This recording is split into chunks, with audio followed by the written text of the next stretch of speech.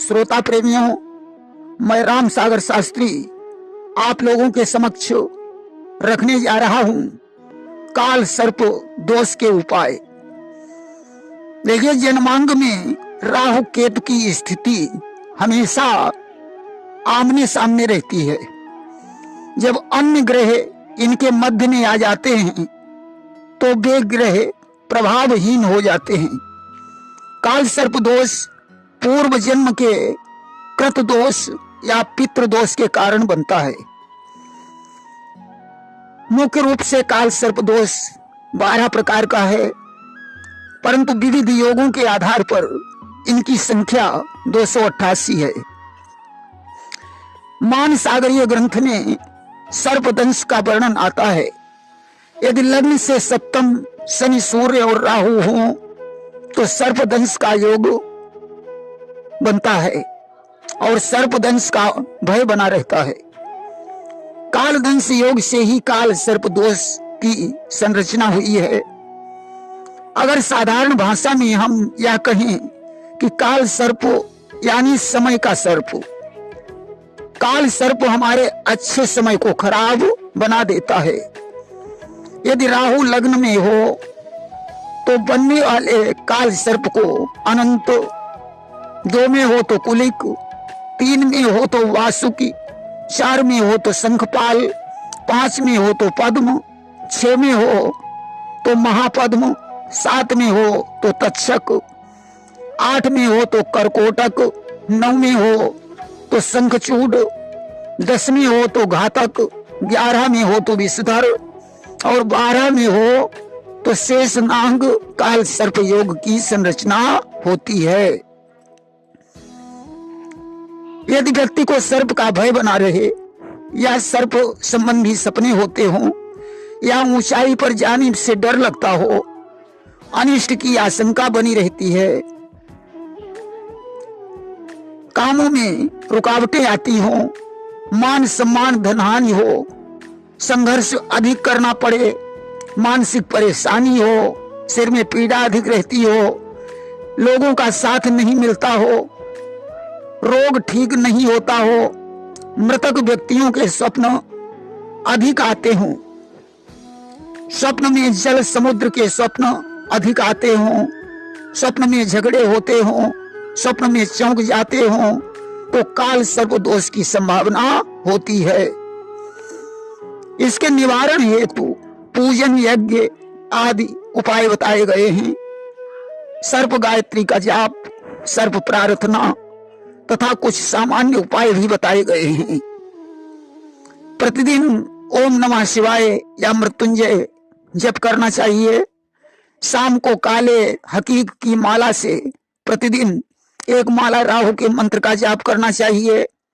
काल सर्प यंत्र घर में लगाकर प्रतिदिन उसके सामने सर्प गायत्री का पाठ करना चाहिए और शांति प्रार्थना करनी चाहिए। 11 शनिवार पीपल या पारद शिवलिंग पर जल चढ़ाना चाहिए। प्रतिवर्ष नाग पंचमी का व्रत रहकर सर्पों को दूध पिलाना चाहिए। काल सर्प की सामूहिक पूजा में शामिल होना चाहिए। मोर पंखी कृष्ण का पूजन करना भी शुभ है।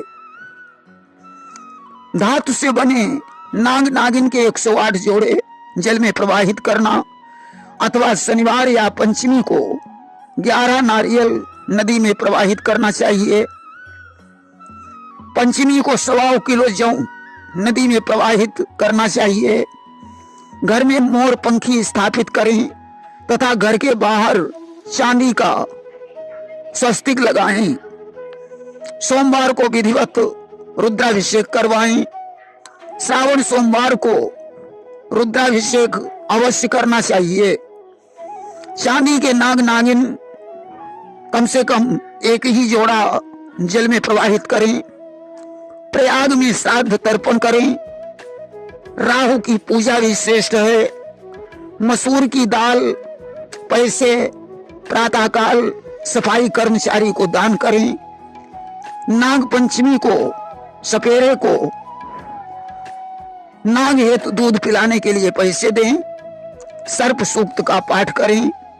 यदि राहु लग्न में है तो गले में चांदी का चौकोर टुकड़ा पहने। यदि राहु दूसरे भाव में है तो वायव्य कोण में प्रतिदिन मिट्टी के बर्तन में पानी भरें और तिराहे या चौराहे पर डालें। यदि राहु 3 में है तो जन्म दिन पर गुड़ गेहूं तांबे का दान करें। यदि राहु 4 में है तो प्रतिदिन नदी में 100 ग्राम दूध छोड़ें।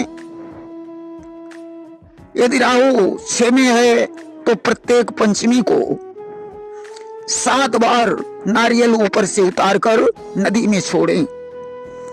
यदि राहु 5 में है तो ईशान कोण में सफेद हाथी की मूर्ति रखें।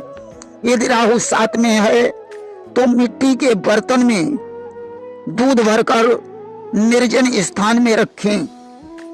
यदि राहु 8 में है तो प्रतिदिन काली गाय को गुड़ और रोटी खिलाएं।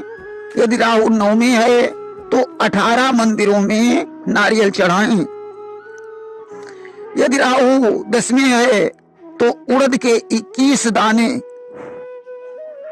दाने ऊपर से 7 बार उतारकर बाहर फेंकें। यदि राहु 11 में है तो बुधवार को फटा वस्त्र पहनकर घर का कूड़ा कचरा बाहर फेंकें।